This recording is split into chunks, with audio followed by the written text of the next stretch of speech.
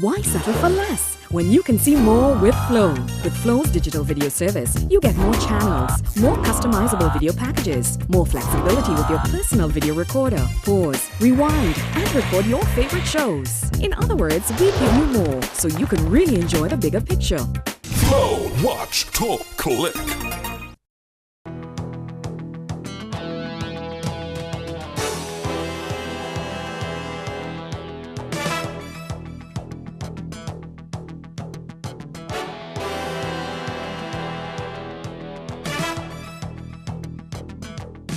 This is CC6 Newsnight Weekend Review for June 3rd to June 6, 2013. It was the week in which government lost the battle to evict occupiers of a property in Grandhands. Musical segment of Spice Mass launch delayed by 2 hours, putting a damper on the start of the season for some. Prime Minister demanding better service from LIAT as OECS heads discuss options for regional air transport. And in sports, Grenada preparing to host 3 ODI matches between Sri Lanka A and West Indies A. Details when we return. Pay your Flow bill in full and on time, and get a chance to win a $500 shopping spree. Yes, 2 grocery shopping sprees to be won. Pay your bill in full at any Flow payment center by June 30th. Fill out an entry form and get a chance to win one of 2 $500 shopping vouchers. What are you waiting for? Come on down to Flow and pay your bill today. Flow, watch, talk, click. I am Kirani James, and Coop Bank is my bank. If prosperity really matters to you, come home to Grenada Cooperative Bank. Since 1932, we have shared the same values: financial diligence, investing with prudence, transparent compliance, consistent performance. Welcome home, Grenada. No matter the economic climb, we always stand the test of time. Welcome home, Grenada, the bank that goes the extra mile. Welcome home, Grenada, the bank that serves with a smile. Welcome to a bank you can truly call your own. Grenada Cooperative Bank. We care because you matter. Welcome home. It's a popular belief that all windows and doors are the same. But at St. Lou Metal, we know the difference. With true Grenadian craftsmanship and precision that gives the best quality and low guaranteed prices, you have a wide variety of windows and doors to choose from. Skylight windows, 2 half kitchen doors, aluminum doors with window inside and screen. We are the doors and windows people. St. Lou Metal, building number 19, Frequente Industrial Park. Call 439-6538.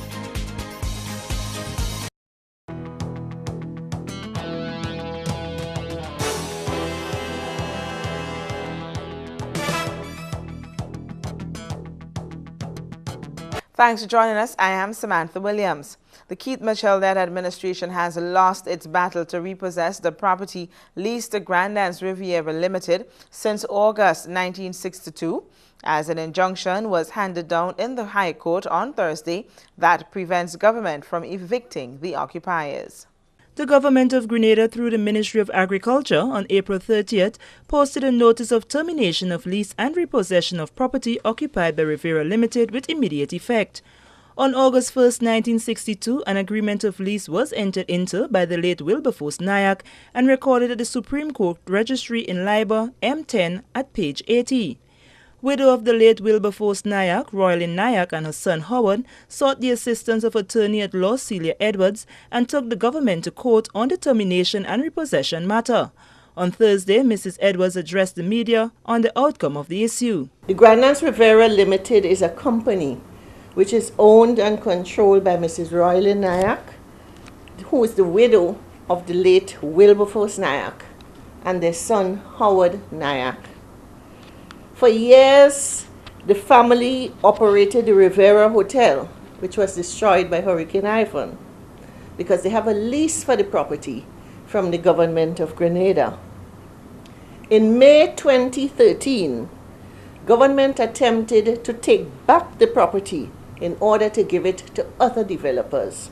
The Grand Dance Riviera Limited resisted and the government initiated court proceedings, Ms. Edwards says, and sought an injunction to evict them from the property. In turn, the company brought government to court and sought an injunction preventing government from evicting them. Judgment was delivered today, the 6th of June 2013, and the Honorable Madam Justice Margaret Mohammed, sitting at the number 3 High Court, refused government's injunction evicting the company and granting the company's application preventing government from evicting them from the property. Mrs. Edwards says her clients still have over 15 years on the signed lease and as such had all right to challenge the government. The lease has 16 more years to run and an option to renew for 33 more years. So basically the company has a right to 49 more years on that property. And government attempted to just terminate the lease and take back the property. Some of the reasons government have given for breach of the lease and their right to terminate is that the company owes rent. The company does not owe rent, neither is the company in breach of the lease. And that matter has to be determined at trial. The matter now goes to trial. An attorney for the Nyack, Celia Edwards, says once proper court procedure is followed, the matter may not be heard until 2015. Sherry Ann Noel, CC6 Newsnight. Spice Mass 2013 was officially launched over the weekend, but not without a few hiccups, and the man at the helm of the organization charged with spearheading the festival speaks on a few of the challenges. Some people think they are bigger than the culture, were the words of chairman of the Spice Mass Corporation, Otto Hostin.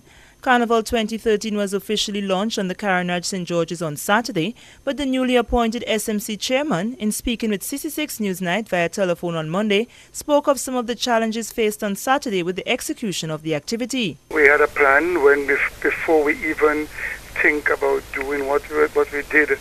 We had discussions with the relevant authorities, port, police, and people in the immediate area as to what we are doing.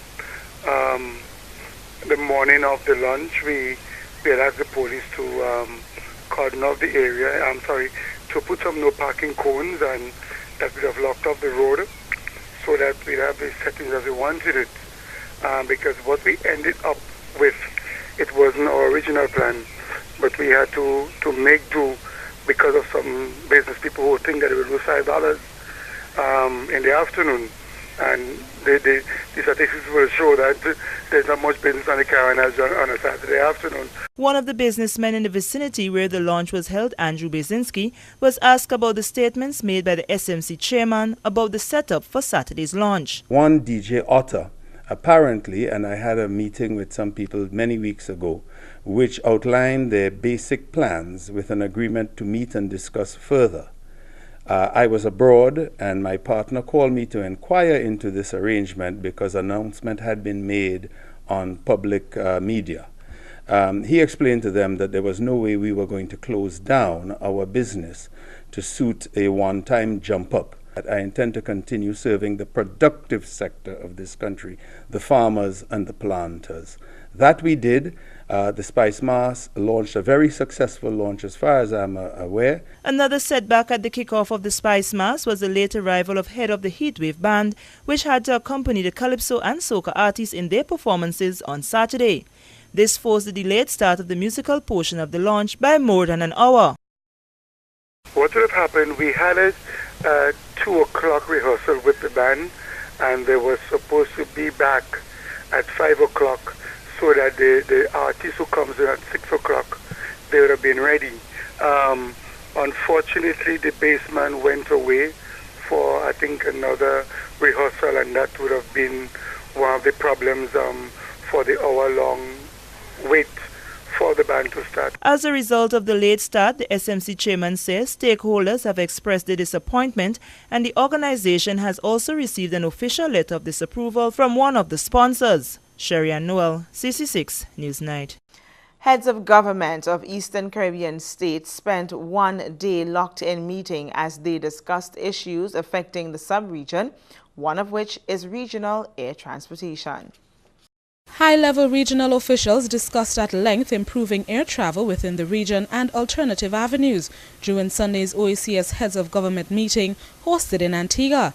Addressing members of the media at the Morris Bishop International Airport upon his arrival on Tuesday, Prime Minister Dr. Keith Mitchell says he led discussions on the topic and spoke forcefully about governments in the region coming together and seriously putting a plan in place to deal with the unreliability of regional airline Liat. His thoughts on the issue were reinforced on Tuesday when the PM's Liat flight from Barbados arrived at MBIA more than 3 hours late. I made the point to the Caribbean leaders, to the OECS leaders, that we cannot talk about freedom of movement, single market and economy. We can talk, but we wouldn't be seen as walking the talk.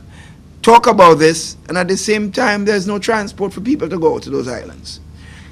It seems to me, based on all that you heard, that we made it very clear that Grenada is willing to be a partner in the development and success of Liat. But Liat has to demonstrate that it's a serious, efficient, and cost-effective business, and that we are prepared to make sacrifices, but we will not be able to support a business if it cannot demonstrate that it can get its act together and provide what we believe is necessary, much cheaper transport and much more efficient transport to the region, to the OECS and the Caribbean region as a whole. The nation's leader says the high cost of air travel also plays a major role in restricting the frequent flow of visitors within the region. Governments need to come to terms with this. We cannot cost ourselves or tax ourselves out of a serious issue of affordable transport. Because in event, if we lower the taxes, in my view, and we make the tickets together with some of the efficient cost factors that Liat must operate under, a combination of Liat being clearly more manageable in terms of its operation and other factors that we can drop the cost in those areas and reduce taxes, what we'll find out is that Liat may be a much more successful enterprise. More people will travel. The government's not going to get less revenue. It's going to get much more revenue because by multiplying the amount of people traveling, that is precisely the philosophy of economic activity and business that one should, in fact, advance. Heads of governments have also looked at alternatives, he says. We see giving Caribbean Airlines an opportunity to expand transport within the region also as an important policy for the way forward. But as I mentioned before, what is said is not just Liat's inefficiency has been a problem. Also, government's high taxes. I mean, when people outline what each country is charging per ticket to get on a flight to Liat from different destinations, it's quite to me it's quite difficult to imagine. So we clearly, government must have to deal with this because government is hurting itself. Government must come to terms with that. PM Mitchell says one of the key areas that would propel plans for improved air transport is stakeholders coming to terms with the fact that the airlift sector should be treated as a business that needs seriousness to take it further. Blossom Alexis Welsh, CC6 Newsnight. When we return, former inmate says conditions at the prison not fit for humans to live in. Only one dishwashing liquid can do the job. Quicks is the expert in taking out the toughest grease easily. You know you can trust it. Quicks cuts grease better. Full stop.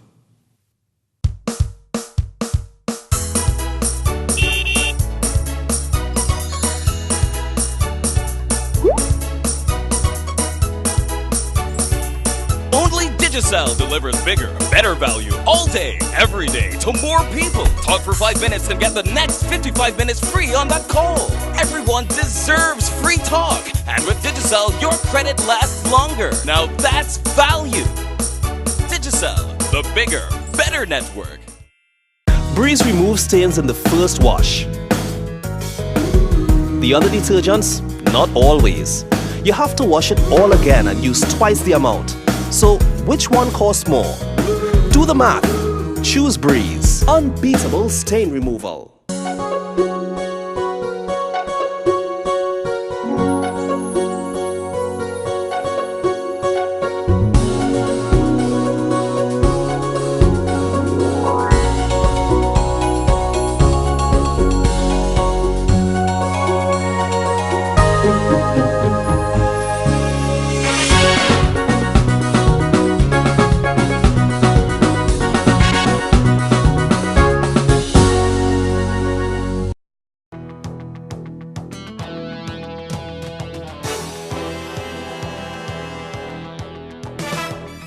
Welcome back. He's now out of prison and pleading with young people not to do anything to get locked up, as conditions at the island's lone rehabilitation institution are not conducive to human living. After spending 4 years, 4 months and 4 days at Richmond Hill Prison for housebreaking and stealing, Paul Cadet of the Carenage St. George's spoke with CC6 Newsnight about life in prison and painted a picture of what it is like behind those walls. Cadet says he was incarcerated at the correctional facility from January 6, 2009 to May 18, 2013. Life in prison is not easy, as some people might see their loved ones going up there and come back out. What's really going on in Richmond Hill Prison right now, that when you go to Richmond Hill Prison, you not go for rehabilitation. You go there to come back out, a criminal society will free it, because there is nothing in place in Richmond Hill Prison for rehabilitation. And you're not getting the support from the people and them who's supposed to talk about rehabilitation. So right now, Richmond Hill Prison is in a serious situation in terms of rehabilitation, in terms of respect. That is out of the line. It is in a dread situation. So I personally believe that if the right set of people is there, Richmond Hill Prison could be a better place. But right now, it is not. The level of violence witnessed inside the institution during his incarceration and the behavior of the youths housed at the facility are a serious concern, Paul says, and that is one of his main reasons for speaking out. What we see in there, they're portraying gang violence in Richmond Hill Prison. The way how things go in there right now, that people going up to Richmond Hill Prison, you know if you're coming back out, because all what you see going on inside is violence, people chopping up one another. And these is things I witness. These is things I try to go to some of them gang leaders and talk to them and tell them violence is not the answer. But still, I don't know what is the problem. The former inmate also spoke of the present situation as it relates to the relationship between inmates and prison officers at the institution. The relationship right now with prison officers, prisoners watching officers like the enemy. Understand? And is that what going on there? And that ain't supposed to happen. They're supposed to be living in one environment as one people, because it's the same prison officers they're seeing. But what I think that the authority neglect the fact they spend less time towards the gang violence and how they could really put things together to make everything much better. They spend less time on these issues and them and fighting small issues. Like? A little piece of weed, a man come in the jail, a little piece of weed, a cell phone and them kind of thing. I mean, these things and them is true. It is illegal in the prison, but you have to ask yourself how they're coming in the prison. One of the vexing problems at the institution is that of drugs, Paul says. And while he has been guilty of smuggling drugs into the prison, the quantity that is going in is beyond what the prisoners can do by themselves. Security we're talking about, that is waste of time. Now, what you have to understand going on in Richmond Hill Prison is like, the officer go bring a cell phone, give a man and tell him, well, I want $100, and that is the case. These are the cases, because what have me amazed, I myself was caught in Richmond Hill Prison for marijuana, right? But the way how I brought in the marijuana, I mean, they should see it is different compared to what I seen in the prison. For example, when you see parcels of thing in the prison big about that, you want to know it's not prisoners bringing in them kind of thing. I don't know if it's the officers. But I know for sure a prisoner cannot bring in that when they have people in the place, in like, for example, in the gate lodge, where they make the first check of the inmates. So this is a problem we have to look at. The former inmate also calls on the new Commissioner of Prisons, Ashley Ram Folks, not to be a yes man, and that he should go down to the cell blocks and hear the concerns of the inmates. Sherry Ann Noel, CC6 Newsnight. Government has prepared a proposal for Chinese officials as a formal request for further grant assistance that can be distributed over a period of time, and Cabinet has already identified some of the areas where the money can be used. Prime Minister Dr. Keith Mitchell has appealed to the People's Republic of China to consider Grenada a special case by providing further grant assistance for the next 3 years, in addition to nearly 20 million EC dollars the Asian country has pledged to provide. The grant assistance agreement was entered into during bilateral discussions the nation's leader had with Chinese President Xi Jinping in Trinidad and Tobago on Sunday, as the Grenada government seeks to stabilize the country's fiscal crisis. Speaking to members of the media at the Morris Bishop International Airport on Tuesday, Prime Minister Mitchell says the money will be used for direct budgetary support. We asked him for a further $10 million of grant aid for the next 3 years, because our view is that given the kinds of policies and programs that we are putting in place, we expect that the toughest period for us would be the next 2 years, 2.5 years. And therefore, we wanted special consideration at this time.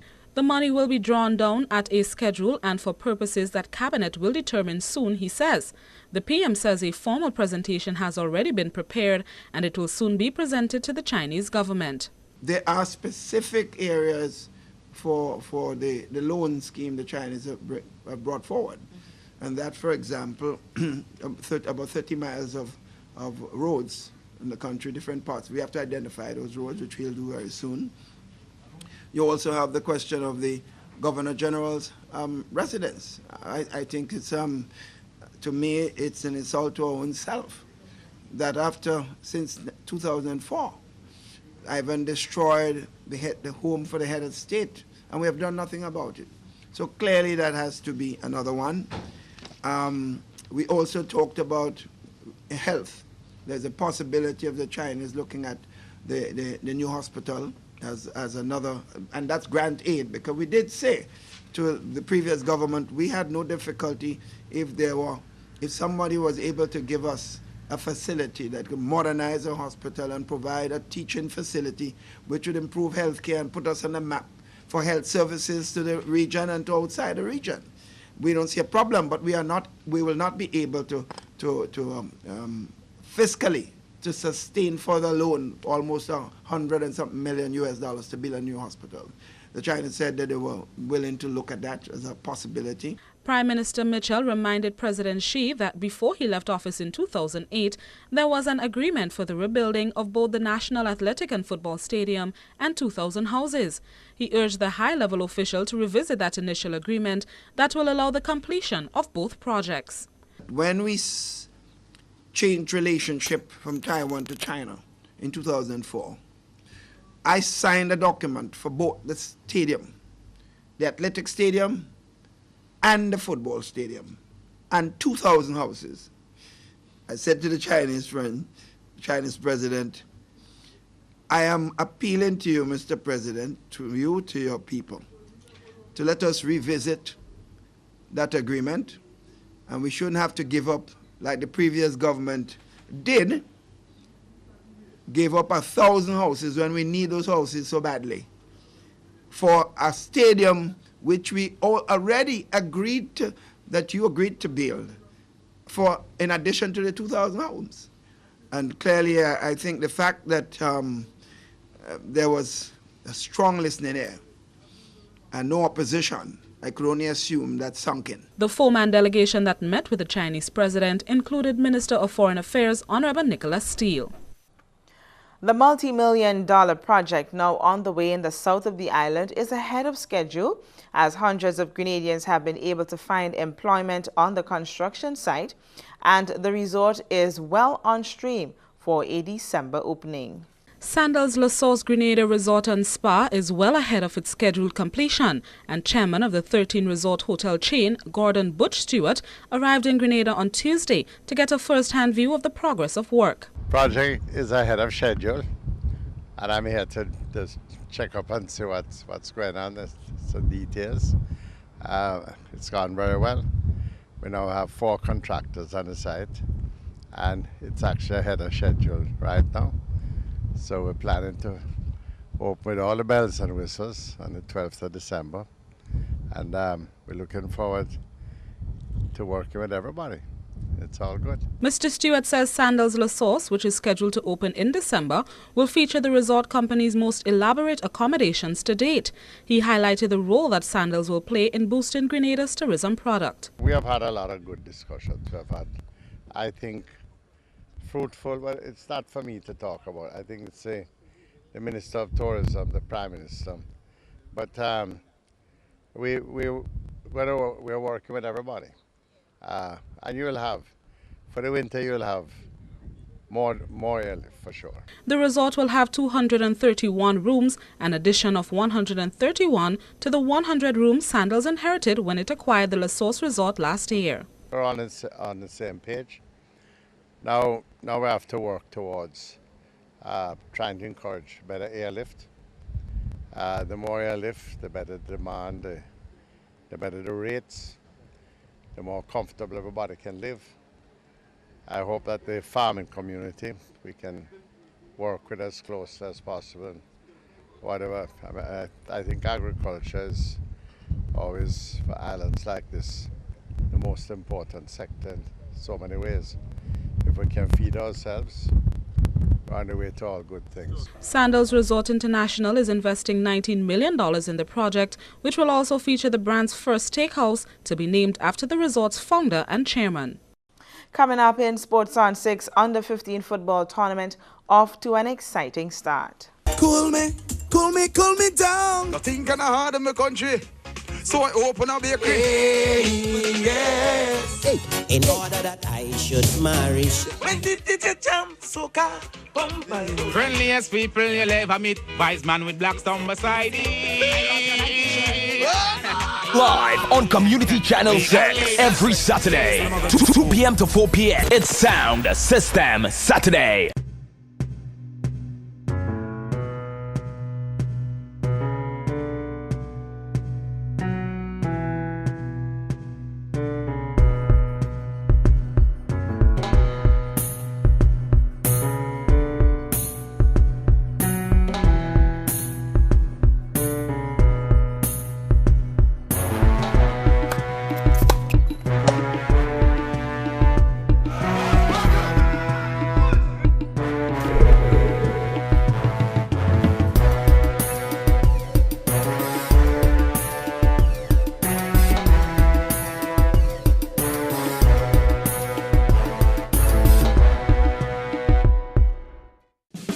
Grenada, you are being watched by the hardest hitting commentary team ever assembled, and they tell you as they see it every Monday at 8 p.m. on Community Channel 6. Watchdog. Biting commentary. A biting commentary. Repeat broadcast Saturdays at 8 p.m. Biting commentary.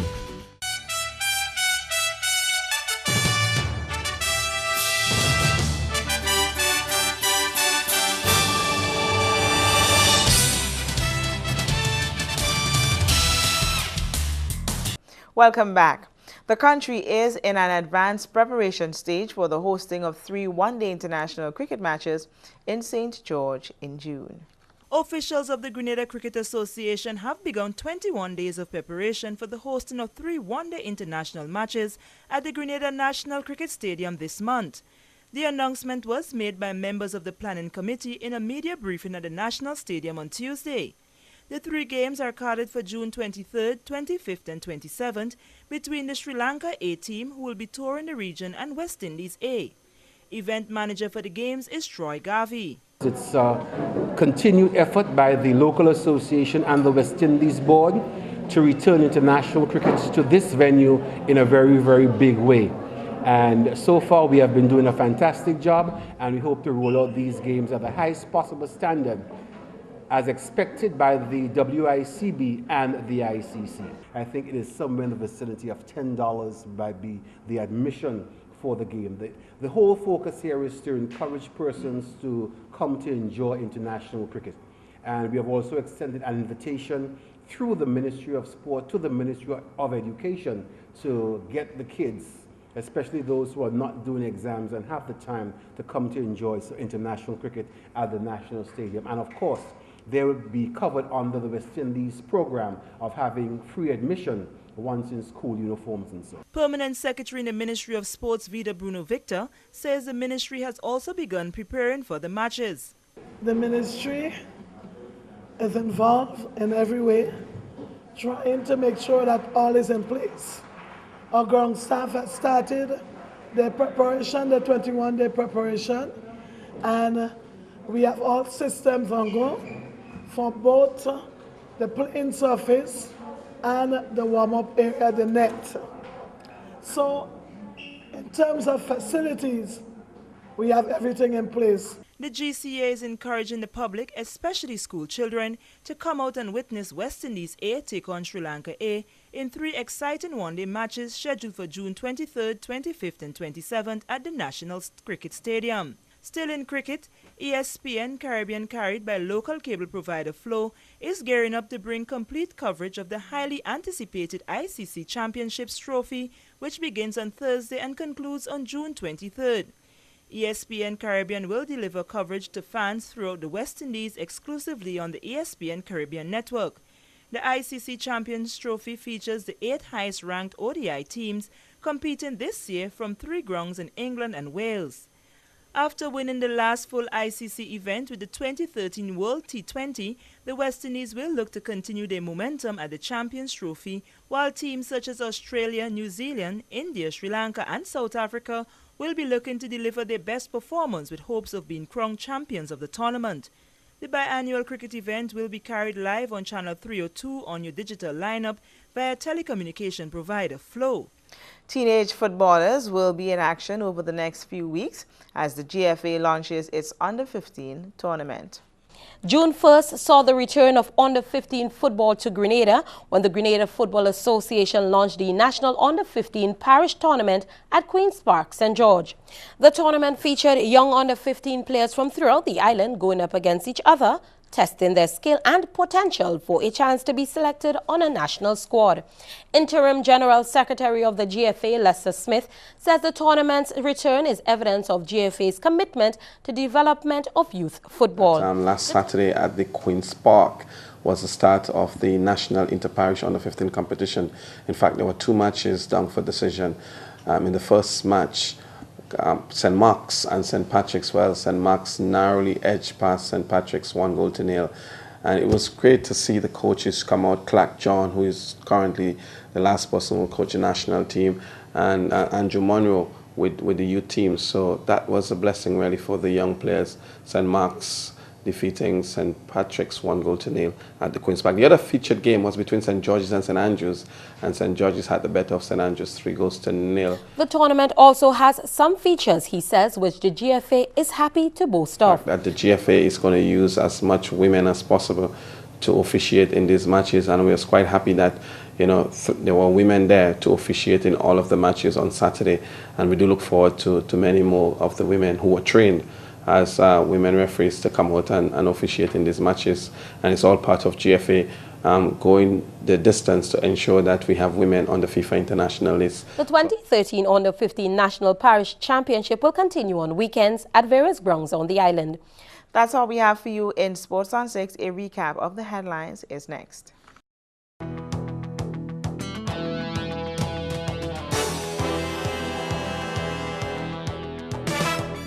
Recapping the headlines, it was the week in which government lost the battle to evict occupiers of a property in Grand Anse.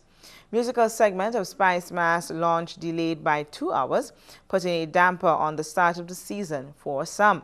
And Prime Ministers demanding better service from LIAT as OECS heads discuss options for regional air transport. In sports, Grenada preparing to host 3 ODI matches between Sri Lanka A and West Indies A. That brings us to the end of CC6 Newsnight Week in Review for June 3rd to June 6, 2013.